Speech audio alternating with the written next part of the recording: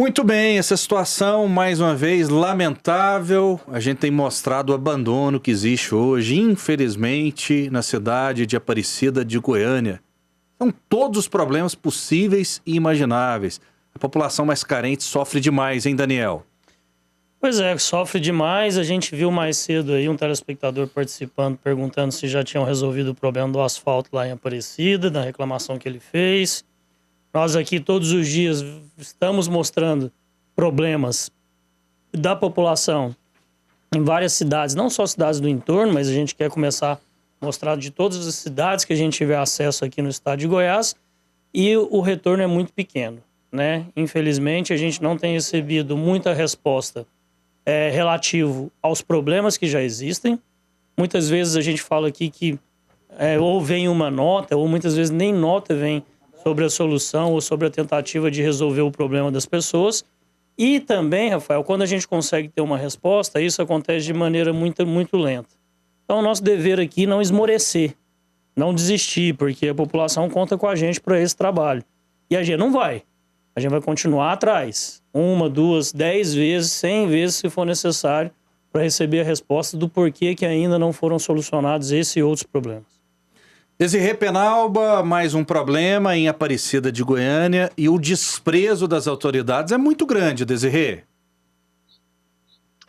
Isso é triste, com certeza, mas é importante a gente ressaltar que é realmente esse o papel da mídia. Eu fico muito feliz que vocês estejam fazendo isso, porque ajuda realmente a levar informação para os gestores públicos, né? Se falta um atendimento médico, se até a escola está doutrinando os alunos, se está faltando asfalto, energia, luz, a população precisa ter um canal para poder falar.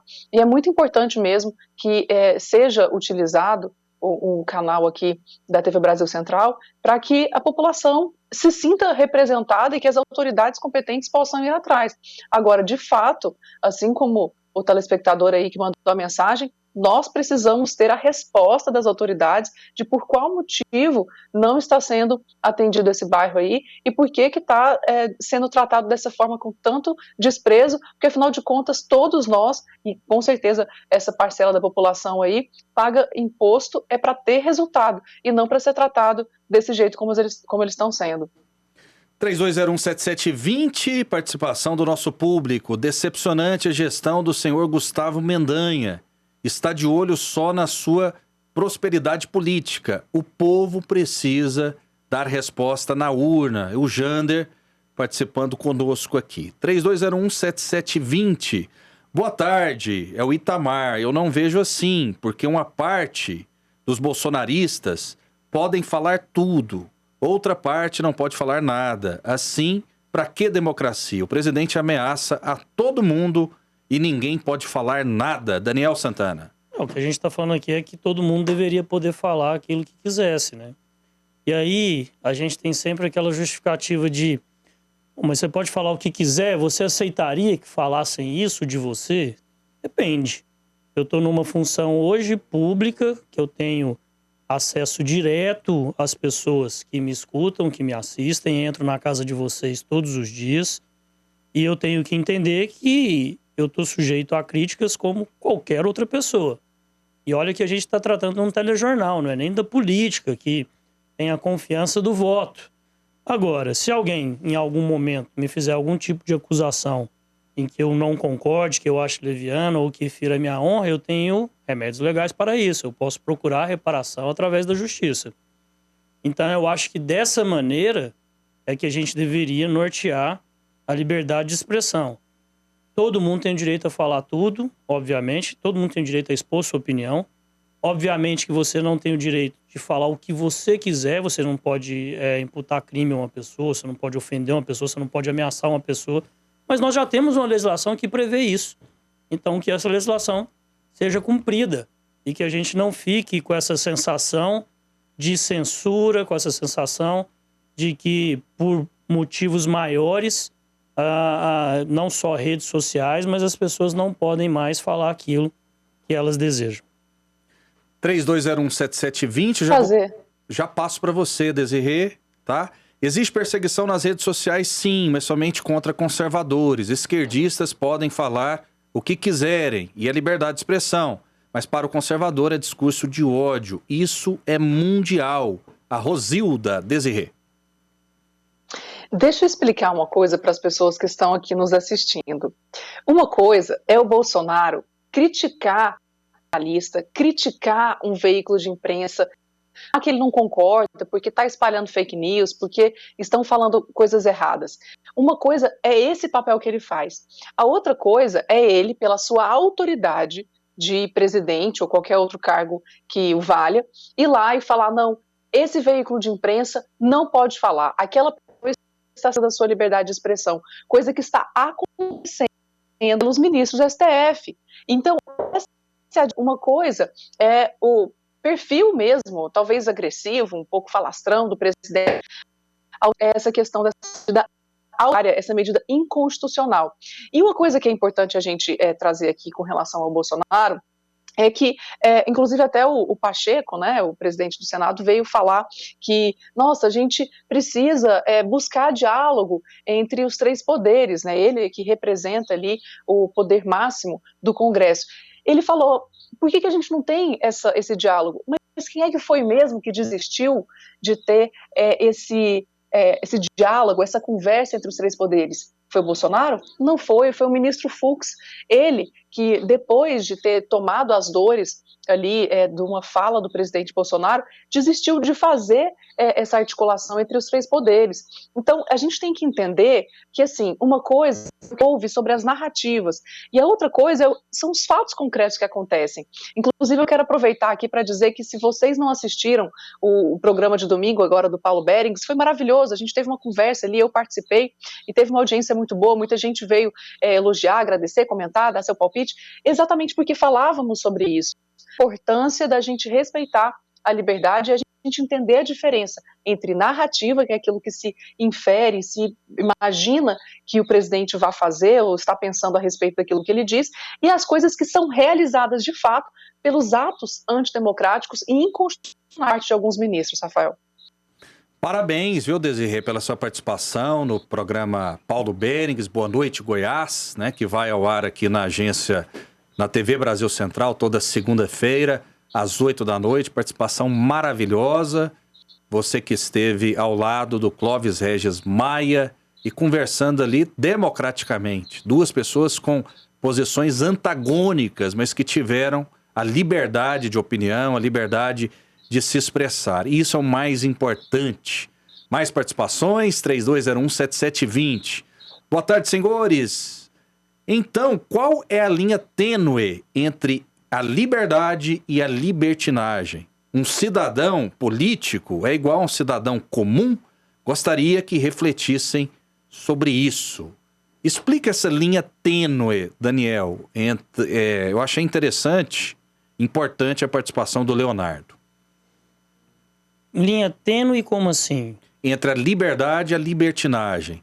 Não. O que é liberdade de expressão e o que é um ataque às instituições, por exemplo? Primeiro, a gente tem que deixar claro aqui que esse ataque ele é realizado de ambos os lados.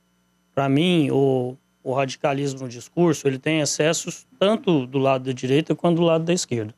A gente está citando aqui sobre o que bom seria se as pessoas tivessem direito realmente à sua liberdade de expressão e falar o que quiserem e que políticos pudessem ouvir críticas sem muitas vezes se incomodarem com isso. Isso não acontece, não vou citar, obviamente não vou generalizar, mas isso não acontece com políticos de ambos os lados, inclusive com o presidente da República, que é costumado acontecer dele bloquear jornalistas que lhe fazem críticas ou que lhe fazem perguntas. Inclusive, é um dos fatos em que ele é muito questionado o porquê de bloquear tantos jornalistas nas suas redes sociais.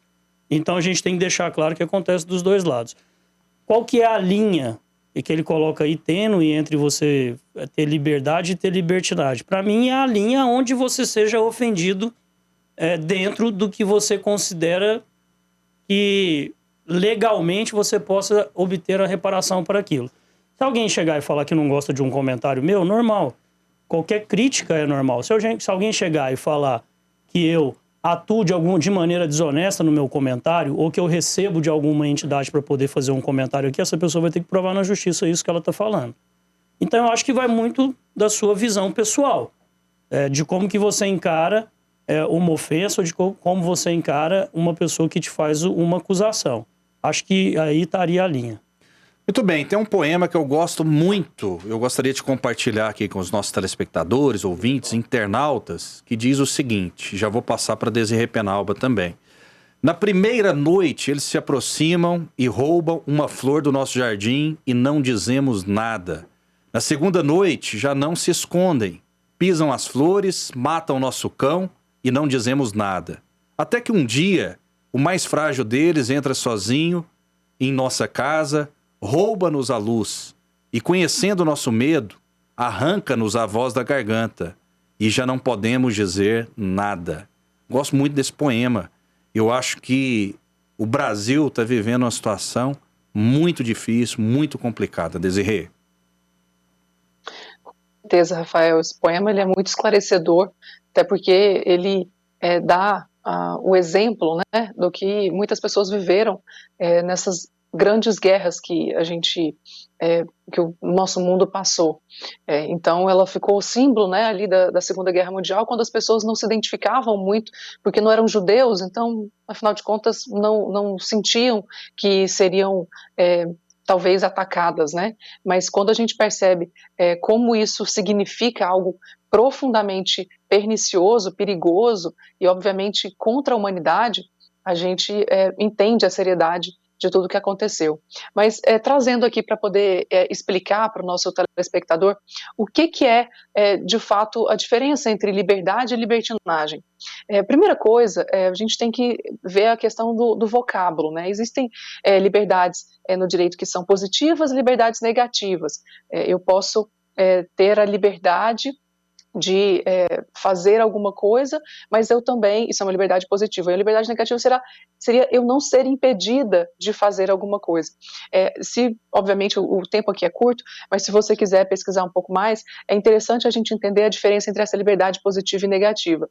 Sobre a questão do conceito da libertinagem, o termo significa devassidão, mas especificamente, em se tratando do Código Penal brasileiro, que é onde a gente vai identificar o que é crime e o que não é crime, o ato libidinoso, ou um crime de libertinagem, melhor dizendo, ele é relacionado a crime sexual, ele é um crime, inclusive contra menores, do artigo 218 do Código Penal. Uma coisa agora é a gente falar sobre liberdade de expressão, que existem vários dispositivos, tanto na Constituição quanto em outros códigos também, sobre a liberdade de imprensa, a liberdade de expressão, mas também a gente tem que entender que não existe crime sem lei anterior que assim o defina. Então não tem como uma pessoa dizer que está sendo cerceada na sua liberdade de expressão por dizer alguma coisa. No Brasil não existe crime de opinião, então não tem como inventar algum tipo de crime, sendo que aquilo ali não está previsto no código. Não existe crime de liberdade de expressão. Agora, como o Daniel muito explicou, existem os 3 crimes contra a honra, que é injúria, calúnia e difamação. Se isso é realizado contra uma pessoa, ela pode entrar com um processo para ir lá e resolver isso na justiça.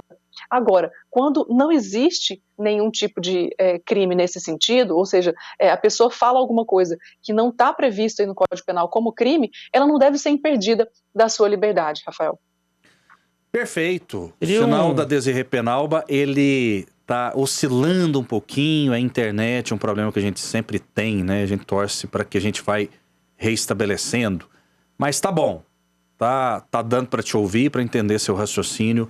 Muito bem, Desirê. Sim, Daniel? Não, só queria um parênteses aqui para poder discordar da Desirê de maneira até firme. Veemente, quando ela diz, Desirê. E aqui, só para deixar claro, aqui podem discordar à vontade. Ninguém vai ser censurado pela sua opinião. Aqui só não pode brigar, mas eu vou brigar com a Desirê e vou discordar dela veementemente quando ela diz que o programa foi muito bom, o programa que ela fez conjuntamente com o Paulo Beres, o Boa Noite Goiás e o Clóvis Regis. O programa não foi bom, não? O programa foi excepcional. Foi excelente. Programa de ideias embasadas, de ideias profundas, discutidas e debatidas como deveria ser sempre, né? O debate acima de qualquer tipo de radicalismo, ofensa. Parabéns, Desirê, pela sua participação, foi muito bom mesmo. Assisti o programa e depois no YouTube, revi e fiquei muito feliz com o resultado. Então, parabéns para você, para o Paulo, sempre brilhante na contusão, para o Clóvis, que contribuiu bastante também. Muito bem, vamos lá então. 32017720, daqui a pouco a gente registra mais participações, coloca o QR Code na tela aí, né? Para facilitar a vida do nosso público.